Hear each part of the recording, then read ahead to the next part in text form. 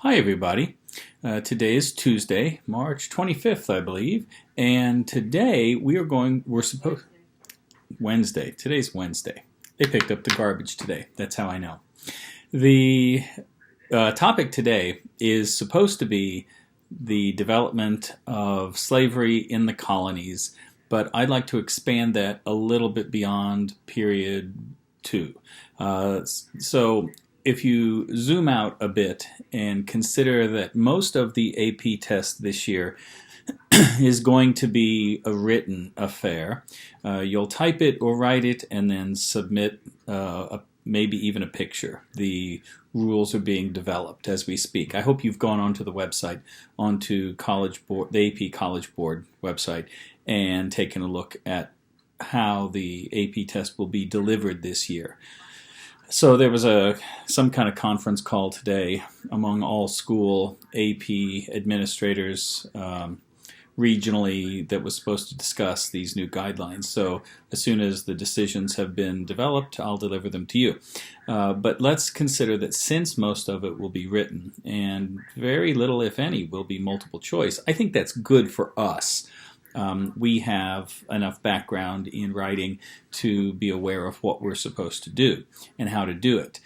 So review those guidelines. I'd like to talk today about how to deal with documents in a DBQ or perhaps a long essay question or a short essay question in the context of the development of slavery and, race relations in general across U.S. history. So anytime you're given a document, you have to engage in what we're going to use the HIPP model, the HIP. We're going to HIP each document. Consider the historical context, consider the intended audience, consider the purpose that the author had in mind, and the point of view of that author. If you receive a document from Booker T. Washington, that point of view will be very different than from other African Americans of that age.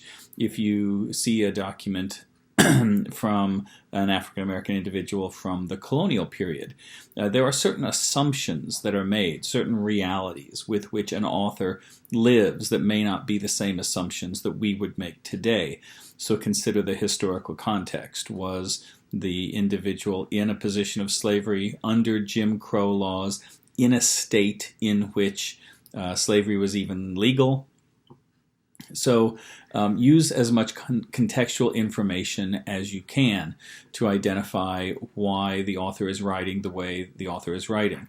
Let's remember that in 1619, the Dutch introduced slavery into the colonies, and all the way up until 1865, slavery was a reality. Now, slavery wasn't necessarily a reality in all parts of the colonies, or even the states, but the geographic position of an author will affect their perspective. Someone who lived in the North would have viewed Uncle Tom's Cabin very differently than someone in the South would view Uncle Tom's Cabin.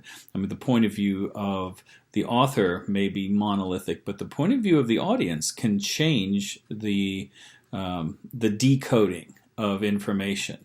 Anytime something is written, information is encoded, and then a reader will decode it. And we know from several examples, Barnwell Rhett as one of those examples, who was speaking about the tariff and just the North in general, when he said that it is not the force bill, it is not the tariff that is arrayed against us. It is the powers evinced by the government. And what he was talking about was the potential for the U.S. government to end slavery or modify slavery or take any power over the southern states of any kind. Barnwell Rhett doesn't actually say what he means, but that's the nature of encoding. He creates contextual language that is a dog whistle to his constituents and to other listeners in the South. And we find the same dynamics at work among constituent groups today. So if you were to receive a question about slavery, race, Jim Crow, and I've never seen an AP test without some information required in that context. Remember that slavery was our country was born into a slave institution. The American South would not create a United States that did not have slavery. John Adams, of course, was opposed to it, and Jefferson simply said, let's get the nation built, then we'll deal with slavery. And I suppose ultimately he was right. It just took a long time. You may have to contextualize the growth of divisions among North and South over time.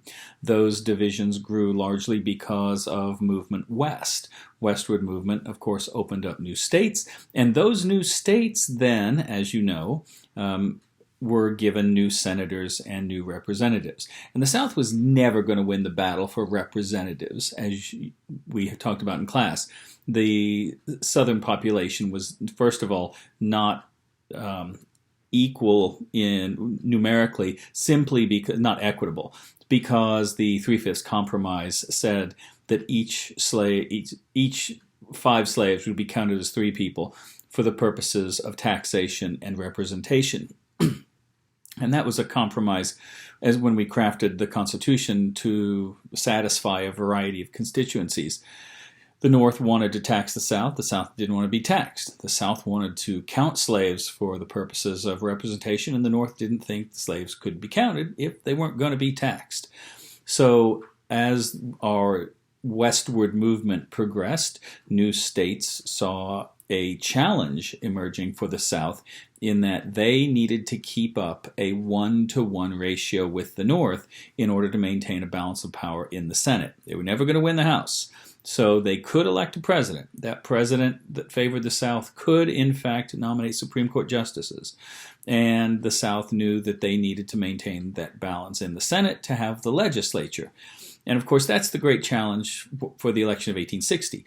When Lincoln was elected, the South believed they had lost the executive, therefore they had lost the judiciary, and they saw the writing on the wall in that the immigrants were all going to the North, so the westward movement favored the North. There were a variety of proposals that were developed to limit the opportunities of the South to even create new states.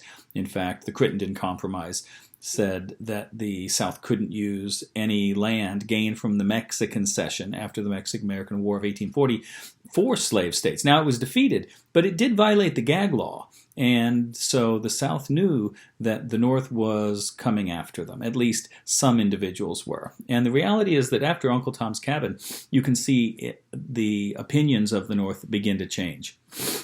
They became more vocal. And there was, I would argue, an agitation about slavery, both in the North and the South, that created a greater divide. When the Civil War was over, we took a look at some political cartoons that suggested there was a movement underway to restore the South. The Redeemers considered themselves to be liberals in that they were saving white Southerners by recreating a segregated civilization in the South. The Ku Klux Klan was formed originally as an organization that didn't like Republicans, but it became racial over time. And Jim Crow laws were put into place. Gerrymandering became the reality in the South, as did poll taxes, grandfather clauses, and literacy tests in order to deny African Americans the vote. And there has, for most of our history, there was a pervasive, institutionalized pattern of racism that denied minorities the ability to vote in the United States. That's our history. And it happened in my lifetime. I mean, those things were around when I was alive.